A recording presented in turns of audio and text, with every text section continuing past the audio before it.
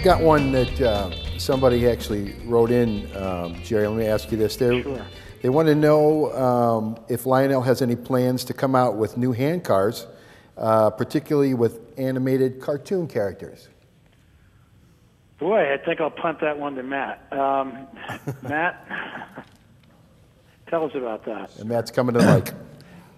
Of course, the hand car has served Lionel very well over its history, and we definitely would love to do some fun things with the hand car.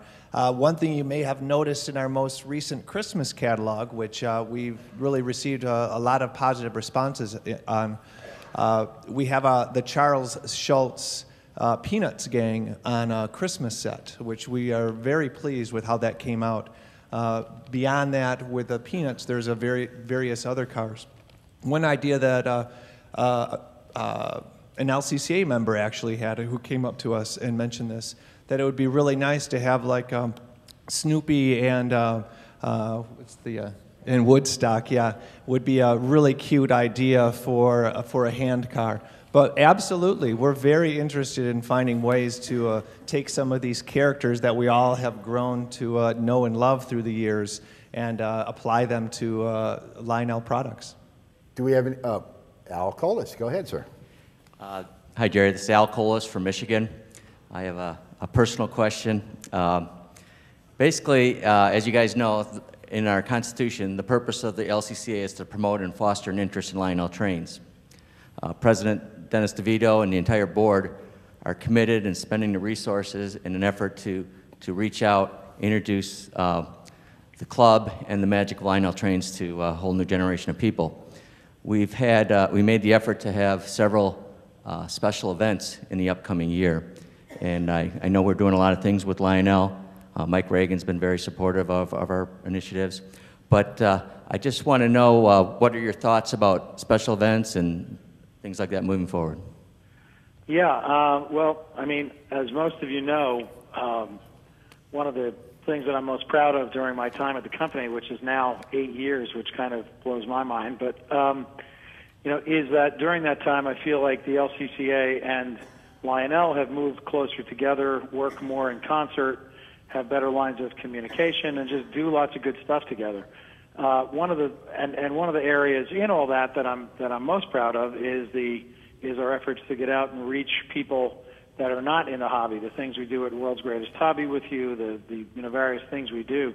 You know, we certainly you know, plan to continue that into 2013. But with the even more exciting and added factor of things like the modular program, which we would like to work with the LCCA to turn into a national event. We would like to try and take that to a level where people that are not currently in the train hobby or even think that they might want to be in the train hobby suddenly get a look at how much fun it could be to, with their kids or on their own, participate in that which we do. So 2013, I think there's a large event at Grand Central honoring its 100th anniversary. There's all the stuff that we do right now that we will continue doing this year, and there's everything that we can do in terms of digital. So, sorry, not just digital, modular, and also possibly a digital platform for the modular. So, you know, I mean, I think the answer is more of what we're doing and more on top of that. Thank you, Jerry. Anybody else have any questions? I've got one person coming to the mic. Let me read one while he's coming up to the mic, Jerry. This one's asking about the Lionel website and also Lionel stores. Any plans for any new ones, particularly around the holiday season? What's your thoughts there? Yeah, well, the Lionel website, you know, I'll take that one first. I mean, we are very committed to the Lionel website because it gives us a way to be in direct contact with the folks that, you know, like and buy our product, and that's invaluable to us. And I'm assuming that, you know, many of the folks that use that site are sitting there today. We want to expand that site so that it's more fun and interesting to people that are not already trained people. And if you hear a pattern here, it's that. I mean, my job, our job is to, you know, not only continue to be absolutely responsive and to take care of people that are in the hobby, but to find ways to bring people who are not into it. Excuse me. So the Lionel website is something that has grown rapidly in the past 3 years. It will continue to grow. It's one of our top priorities.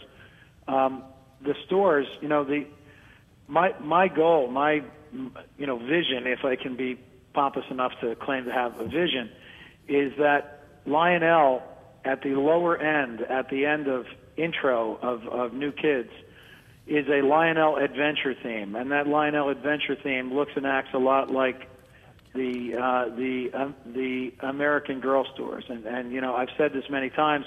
I see Lionel as a boy's version of American Girl. It's about smart, it's about learning, it's about adventure, it's about wholesome family involvement. And I feel that we are exactly that, but for boys, whereas the other is for girls. And I would love to see stores that are Lionel adventure stores. And the two Christmas seasons in which we did pop-up stores, the first one was at Radio City, which was extremely successful, and the following year we did 5 of them.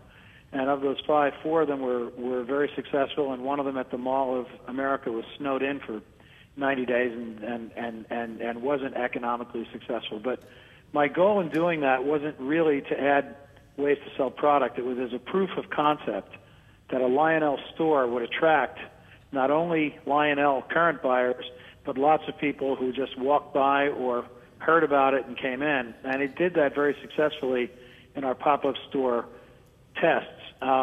We may do it again this year. We may do some things in malls this year. But, again, our goal is not to go into the retail business, but to literally demonstrate that type of Lionel adventure store is a good idea, and possibly in the future to attract a partner to exploit that idea. Okay, very good. Well, we have another question for you here from a member. My name is Pete Dolanardo from Maryland, 26641. My question is there any chance in getting Legacy or TMCC in the O-gauge and standard gauge tin plate?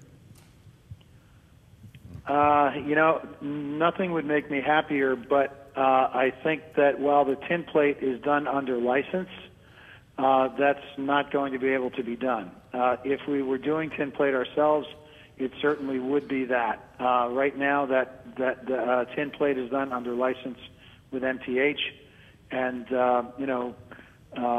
Mike is fairly convinced that he will only offer his own system in that product. It is, of course, as I said, licensed. So it is something that I wish we could do. I mean, if I had my way, I would love to be able to offer either his system or ours, based on whichever the buyer would want in tin plate. But for right now, it only comes in the MTH system. So that's a long way of saying I don't think that's going to happen while our tin plate business is under license to MTH. And Mike does a good job with our tin plate. We're very happy to be in business with him on that and to have MTH as a Lionel licensee. So I think for the immediate future, there will not be Legacy in tin plate. Okay, Jerry, thanks. Here comes another one. Yeah, a little follow-on to your previous comments about the stores and adventure. When can we expect the next thrilling installment in the Lionel Destination Adventure series? Boy, I really like you. Did they pay you to ask that question, or that's something we did in hopes that we would generate enough interest to justify what is a very expensive proposition of doing something like that 60-minute animation. Unfortunately, we launched that DVD program right into the worst of the economy. It was sold in Walmart. We only ended up selling about 60,000 units of it, which is actually not a bad number. But so it's been very hard to sort of find the resources, or better yet, to devote the resources during this very difficult last 3 years to a second episode. I'm happy to tell you that as we look into our digital options, a lot of things have changed. It's a lot cheaper and easier to do animation of even higher quality than that DVD was, and we are contemplating coming out with a second episode that would be maybe a little shorter than the first one, but would be the second installment of that story. But thanks for asking. Okay, very good. Well, the next person's coming up. I have Jay Don here with us, and he hasn't even said anything yet today, so I wanted to take a moment and just get what's going on your mind. Well, I think Jerry's pointed out that the company's going in the right direction. We have had a lot of challenges over the last 3 or 4 years in manufacturing in China, but that's improving tremendously. Shipping is much better than it used to be, and evidence that the stuff that we've delivered to our dealers already this year. Our Made in America is probably one of the most exciting things for me personally that I've been involved with, that I really enjoy talking about, is our Made in America product. And then just a side note too, American Flyer business has really been growing tremendously for us. So you can see in the future, I think you can see some new toolings and some new things that we're going to be doing with American Flyer, new track, expanded radiuses. So there are a lot of exciting things. It's a great time to be with Lionel. Okay, great, thank you. And we've got another member, Jerry, that has a question for you. Go ahead, sir. Yes, I'm Richard Abernathy, 29085. I was in the operating department on the Louisville-Nashville Railroad, and I was certainly enthused about your Jeeps that you came out with, your GP7s. The F7s, I'm looking for somebody to come out with F7s in Louisville-Nashville. They're just food for thought. I noticed they were blue and had script writing on them, and your freight units we were all black.